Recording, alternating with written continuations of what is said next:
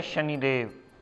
प्रिय दर्शकों, मैं राजेश जोशी आपका ज्योतिष जागृति केवल सत्य कार्यक्रम में आज फिर से स्वागत करता हूं। प्रिय दर्शकों, जैसा कि आप जानते हैं कि हमारी चर्चा राहु देवता और शुक्र देवता के योग को लेकर के चल रही है। अब आप में से बहुत सारे लोग इसके बारे में विस्तृत रूप से जानते जा रहे हैं कि राहु और शुक्र के योग को बुरा कहने से पहले हमें ये देख लेना चाहिए कि लगन कुंडली कौन सी है।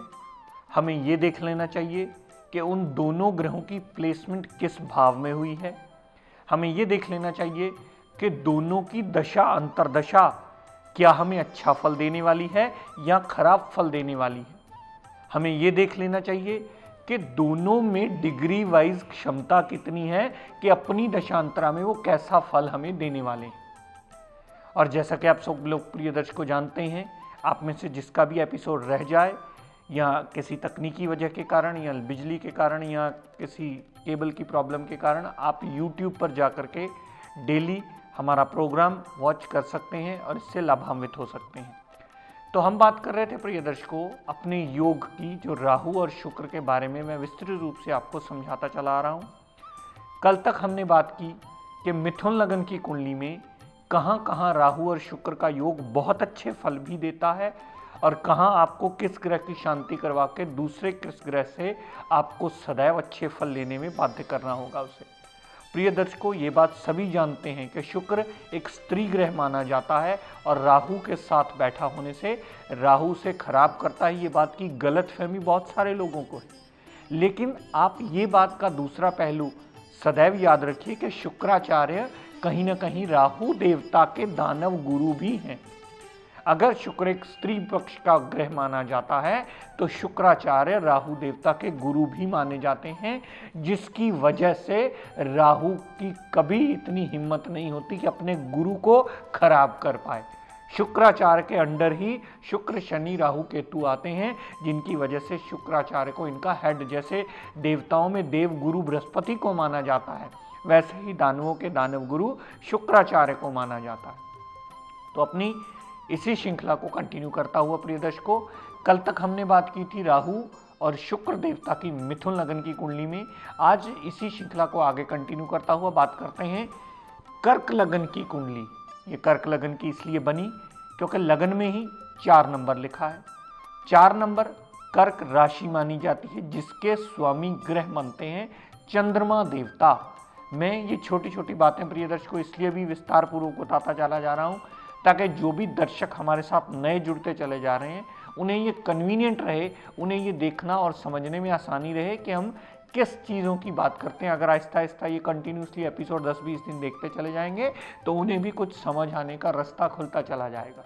तो ये कर्क लगन की कुंडली बनी क्योंकि लगन में 4 नंबर लिखा है। इसके स्वामी चंद्रमा देवता बनते हैं। चंद्रमा देवता ने शुक्रदेव को क्या दिया, और आप सभी जानते हैं प्रिय दर्शकों, राहु और केतु को अपना कोई घर, अपनी कोई राशि नहीं दी गई। वो अगर मित्र के घर में बैठे तो सदैव अच्छा फल देते हैं, अच्छे भाव में।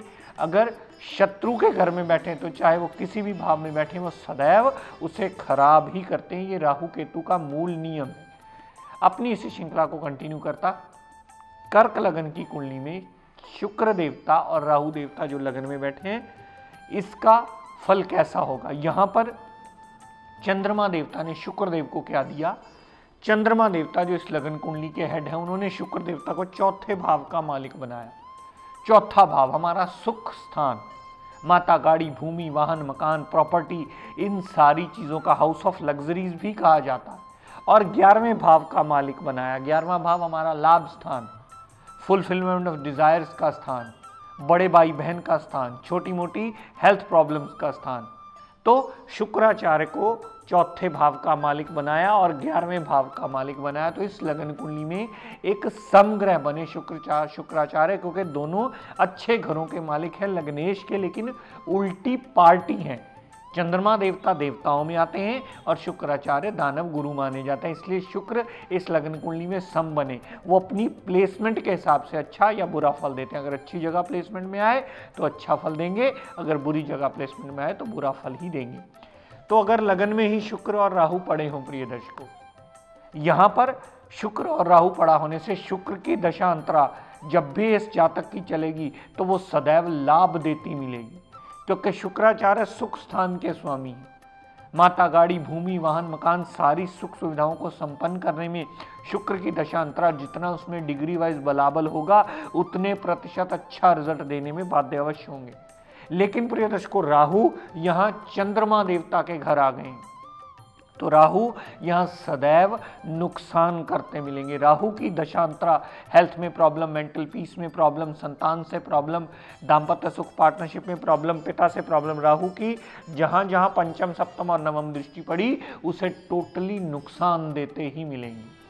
तो यहां आपको राहु की शांति करवानी होगी, लेकिन शुक्र अपनी दशांतरा में पूर्णतः आपको पॉजिटिव रिजल्ट ही देते मिलेंगे। दर्शकों, यही राहु शुक्र अगर दूसरे भाव में पड़े हुए, दूसरे भाव में भी राहु देवता सूरज की राशि में चले गए, शुक्र देवता भी एक समग्रह होकर अच्छे भाव में चले गए सूर्य की राशि में। शुक्र की दशांतरा सदैव आपको लाभान्वित करेगी, लेकिन यहां भी दूसरे भाव में सिंह राशि के भी आपको राहु की शांति करवा करके ही शुक्राचार्य से अच्छे फल लेने में उसे बाध्य करना होगा। दर्शकों, अगर राहु शुक्र यही चौथे भाव में पड़े हुए, चौथे भाव में तुला राशि के राहु, तुला राशि के ही शुक्र यहां ओन साइन के आ जाते हैं, यानी स्व राशि हो गए। शुक्र में जितना डिग्री वाइज बलाबल होगा अपनी दशा अंतर दशा में उतना ही लाभान्वित करने के लिए सदैव आपको बाध्य होंगे। शुक्र की दशांतरा में माता, गाड़ी, भूमि, वाहन, मकान, सुख सुविधाएं, किसी की गाड़ी लेने वाली हुई, बड़ा मकान बनाने वाला हुआ, वो सदैव लाभान्वित करेंगे। यहां से शुक्रदेव ने जितनी दृष्टि दशम भाव पर डाली तो कामकाज में भी सदैव वृद्धि करते मिलेंगे। कामकाज से भी जातक को लाभ होने का रास्ता खुलता है। कामकाज में नित्य नवी एडिशन होकर के इंक्रीजिंग प्रमोशन होने का योग बनता है। और राहु देवता भी अपने गुरु के घर में विराजमान हुए। यहाँ राहु देवता की भी कभी शांति नहीं करवानी है, क्योंकि वो केंद्र में बैठा हुआ अपने अति गुरु के घर में या अति मित्र के घर में अपनी एक ही पार्टी के एंटी पार्टी, अगर दानव गुरु हैं तो लग्नेश की एंटी पार्टी है, तो दोनों ही ग्रह अपने गुरु के घर में, शुक्र स्वराशि हो गए हैं और राहु अपने गुरु के घर में चले गए हैं। तो ना कभी राहु की दशांतरा आपको खराब फल देगी, ना ही कभी शुक्र की दशांतरा आपको खराब फल देगी। ये दोनों ही दशाएं चौथे भाव में पड़े हुए आपको सदैव लाभान्वित करेंगी। और किसी ने आपको कह दिया कि राहु शुक्र का योग आपकी कुंडली में खराब है, तो समझ लीजिएगा कि अभी बेसिक नियम पढ़ने में ही कमी है कहीं ना कहीं। क्योंकि ना तो कभी राहु की दशांतरा अपने गुरु के घर में अच्छे भाव में आए हुए खराब करने वाली हैं, ना कभी शुक्र की दशांतरा जो ओन साइन का चौथे भाव में हो गया वो कभी आपको खराब करने वाला है। दोनों ही ग्रह अपनी दशांतरा में सदैव जितना डिग्री वाइज क्षमता होगी उतने लाभान्वित आपको अवश्य करते मिलेंगे। दर्शकों, यही राहु शुक्र अगर पंचम भाव में पड़े हुए, शुक्र देवता की दशांतरा सदैव आपको लाभ देगी, लव रोमांस में कामयाबी देगी, अनसर्टेन गेन देगी, संतान सुख से परिपूर्ण करेगी, मेंटल पीस डिस्टर्ब जल्दी नहीं होने देगी। जातक एक कला प्रेमी बन जाता है, नेचर से लव करने वाला बन जाता है, पंचम भाव में शुक्र पड़ा हो। लेकिन राहु देवता स्कॉर्पियो यानी वृश्चिक राशि के नीच के हो जाते हैं, तो यहां आपको राहु की शांति करवानी होगी ताकि शुक्र अपना अच्छा फल आपको अवश्य दे पाए। राहु पंचम भाव में पड़े हुए नीच के होंगे, शुक्र की दशांतरा सदैव आपको पॉजिटिव फल ही देती मिलेगी। दर्शकों, अगर राहु शुक्र सप्तम भाव में पड़े हुए, दोनों ही ग्रह शनिदेव की साधारण राशि में और कुंडली के केंद्र भाव में आ गए। केंद्र भाव में आने से शुक्र का सप्तम भाव उसका कारक भाव माना जाता है। शुक्र का सप्तम भाव में प्लेस्ड होना एक बहुत अच्छी बात मानी जाती है कुंडली में। शुक्र का सप्तम भाव में आना और अगर अपनी मित्र राशि में आ जाए तो और भी लाभान्वित करता है। स्त्री पक्ष से सदैव लाभ मिलता है। माता, गाड़ी, भूमि, वाहन सारी सुख सुविधाओं से संपन्न करने में सदैव शुक्राचार्य लाभान्वित करते हैं। और राहु देवता भी अपने अति मित्र शनिदेव के घर में आए हैं, तो वो भी सदैव आपको लाभान्वित करते मिलेंगे। न कभी शुक्र की दशांतरा आपको खराब करेगी सप्तम भाव में पड़े हुए, न ही कभी राहु देवता की दशांतरा खराब करेगी। दोनों ही ग्रह अपनी दशाओं में आपको पूर्ण लाभान्वित करते मिलेंगे। और हम कारक तत्वों की बात नहीं कर रहे, हम उनकी चलने वाली ग्रह दशाओं और अंतर्दशाओं की बात कर रहे हैं जो सदैव आपको लाभ देती मिलेंगी। दर्शकों, यही राहु और शुक्र अगर नवम भाव में पड़े हों कुंडली, नवम भाव में मीन राशि के शुक्र देवता को उच्च का माना जाता, अपनी सुख सुविधाओं और लाभ को उठा के उच्च का पिता को दे दिया। यहां पर राहु की दशांतरा सदैव आपको खराब करती मिलेगी और शुक्र की दशांतरा सदैव आपको लाभ देती मिलेगी, क्योंकि सुख और लाभ उच्च का हो गया है, जो पिता के घर में आ गया है, भाग्य के घर में आ गया है, धर्म को मानने के घर में आ गया है, विदेश यात्रा के घर में आ गया। यहां पर आपको राहु की शांति करवाकर शुक्र को और अच्छा रिजल्ट देने के लिए उसे बाध्य करना होगा, ताकि आपका जीवन यापन और आसान हो पाए। शुक्र की दशांतरा में माता गाड़ी, भूमि, वाहन, मकान, सारी सुख सुविधाएं लेने में सदैव आपको सहायता देगा, यही शुक्र देवता। लेकिन राहु अपने देव गुरु दानव ग्रह होता हुआ देव गुरु के घर चला गया। अब दानव ग्रह का देव गुरु के घर जाना सदैव अशुभता का फल बनाता है, अशुभता का फल देने में उसे बाध्य कर देता है। यहां राहु की शांति करवाकर शुक्र से अच्छे फल लेने में उसे आपको बाध्य करना हो। दर्शकों, राहु शुक्र दशम भाव में पड़े हुए, राहु देवता मंगल के घर में आ गए, अपने अति शत्रु के घर में आ गए, और शुक्र देवता इस कुंडली के समग्रह होकर अच्छे भाव में आ गए। शुक्र की दशांतरा सदैव आपको लाभ देगी। शुक्र की दशांतरा में कामकाज में वृद्धि होगी, कामकाज कर्म से जुड़ा हुआ होगा, कामकाज में जितना कर्म करेंगे उतना लाभ आपको अवश्य मिलेगा। बड़े भाई बहन की पूर्ण सपोर्ट मिलेगी।